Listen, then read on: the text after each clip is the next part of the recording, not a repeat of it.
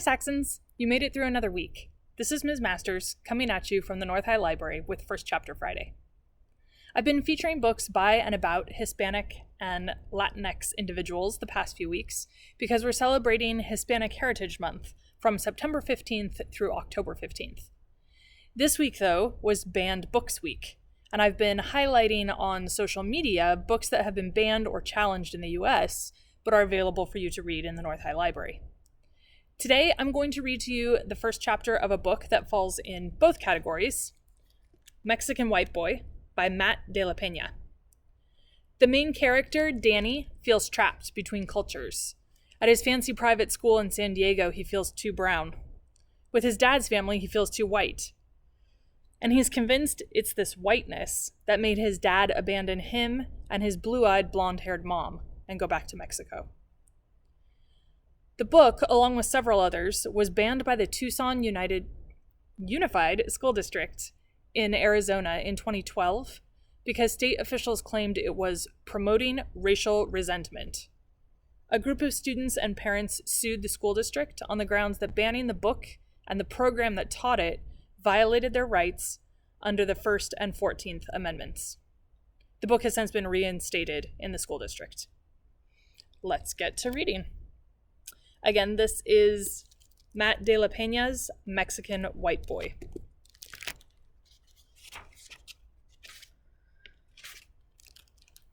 Chapter 1. Danny lands in National City. Dressed in a well-worn Billabong tee, camo cargo shorts, and a pair of old-school slip-on Vans, Danny Lopez follows his favorite cousin, Sophia, as she rolls up on the cul-de-sac crowd with OG swagger. A bunch of heads call out to her, "Hey, Soph! Yo, girl! There she is!" and wave. Sophia waves back, pulls Danny by the arm toward a group of girls sitting on a blanket in an uneven semicircle. "Oye, putas," she says. "Yo, this is my cousin Danny I was telling you about. He's gonna be staying with me for the summer." She smiles big. Proud, Danny thinks. "Yo, cuz, these are my girls." She points them out and rattles off names. Carmen, Raquel, Angela, B, Juanita, Flaca, and Guita. "Hey!" the girls sing-song in unison. Danny nods with a shy smile, aims his eyes at the asphalt. He feels the heat of their stares, and for a second he wishes he could morph into one of the ants, zigzagging in and out of tiny crevices on the street. Their little lives, he thinks, totally off the radar. Danny is 16, a shade over 6 foot and only a year younger than Sophia, but unless he's on a pitching mound, he feels like a boy. He's long and thin, with skinny arms hanging down skinny thighs. His arm length, the reason he can fire a fastball so hard. His shoulders are wide, but his muscles have yet to catch up. Sometimes when he sees himself in a mirror, it looks like his shirt is propped up by an upside-down coat hanger, not a human body. Doesn't even look real. And Danny's brown. Half Mexican brown. A shade darker than all the white kids at his private school, Leucadia Prep. Up there, Mexican people do under-the-table yard work and hide out in the hills because they're in San Diego illegally. Only other people on Leucadia's campus who share his shade are the lunch line ladies, the gardeners, the custodians. But whenever Danny comes down here to National City, where his dad grew up, where all his aunts and uncles and cousins still live, he feels pale, a full shade lighter, albino almost. Less than. And just so you know, Sophia adds, Danny ain't no big talker, all right? He's mad smart. Gets nothing but A's at the best private school in San Diego, but don't get your chonies in a bunch if you can't never pull him into a convo. Sophia looks prettier than Danny remembers. Less of a tomboy. Her hair long now, makeup around her eyes. Carmen clears her throat, says, "You don't need to talk to give me no deep tissue massage." She gives Danny an exaggerated wink. "Ain't need no words for us to soak in a nice jacuzzi bath together," Flaca says. She reaches out, puts her hand on one of Danny's Vans. "We can just sit there, Poppy. Backs against them jet thingies. Take turns sipping a little white zin and shit. How's that sound, beautiful?" Danny gives her a polite smile, but inside he's shrinking. He's trying to suck back into his shell like a poked and prodded snail. Behind his back, he grips his left wrist, digs his fingernails into the skin until a sharp pain floods his mind, makes him feel real. Angela and Bea comb Danny over with their almond-shaped eyes, devour his out-of-place surfer style like a pack of rabid dogs. Danny cringes at how different he must seem to his cousin's friends. They're all dark chocolate-colored, hair sprayed up, dressed in pro jerseys and Dickies, Timberlands, gold and silver chains, calligraphy-style tats.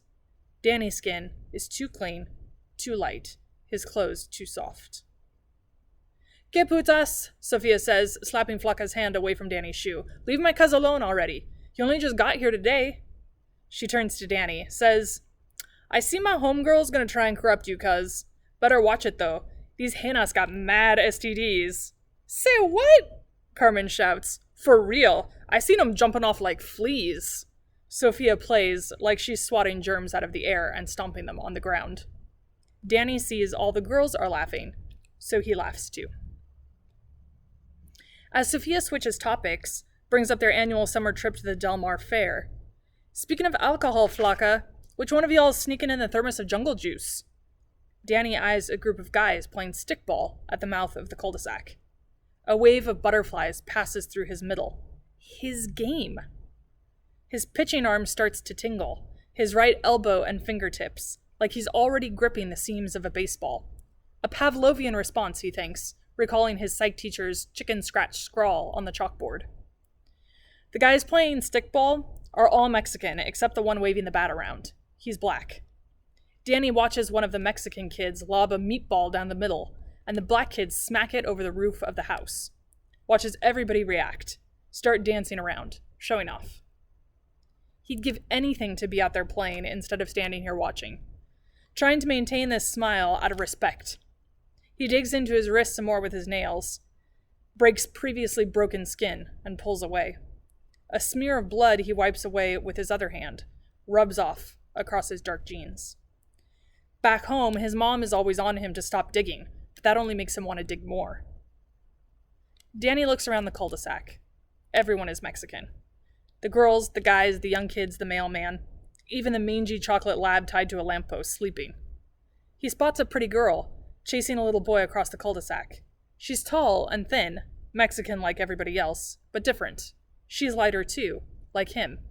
Straight black hair past her shoulder blades, white tank top and long, flowing green skirt. She calls after the little boy in Spanish, motions for him to stay off the lawn of a neighboring house. But when the boy suddenly plops down on his diaper in somebody's carefully manicured flower bed, all she does is laugh. She picks the boy up, brushes off his bottom, and leads him back to her beige towel. Danny gets a strange feeling in his stomach. A knot.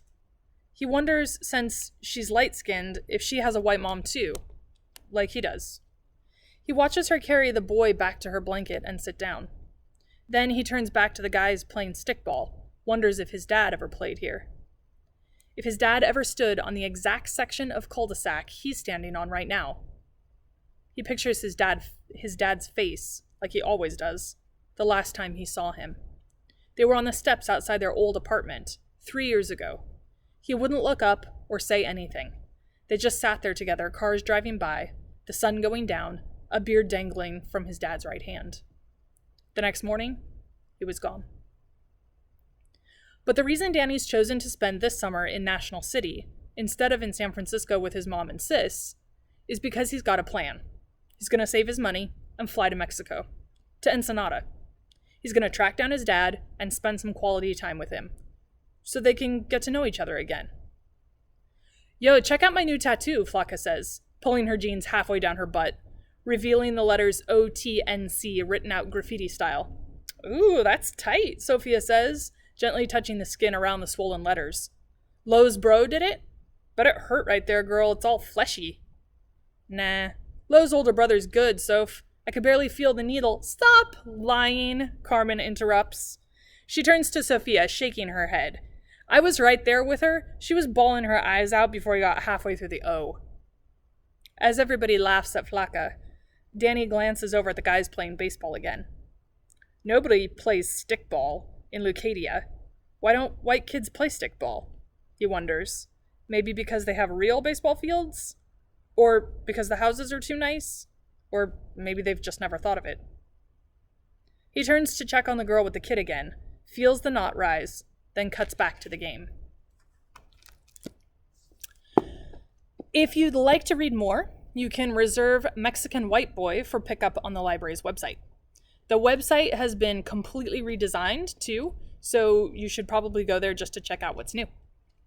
You can access it by going to North High's website and clicking on NHS Library on the right under Quick Links. You can also get the electronic version of the book on the Sora app or on soraapp.com. Have a great weekend, Saxons.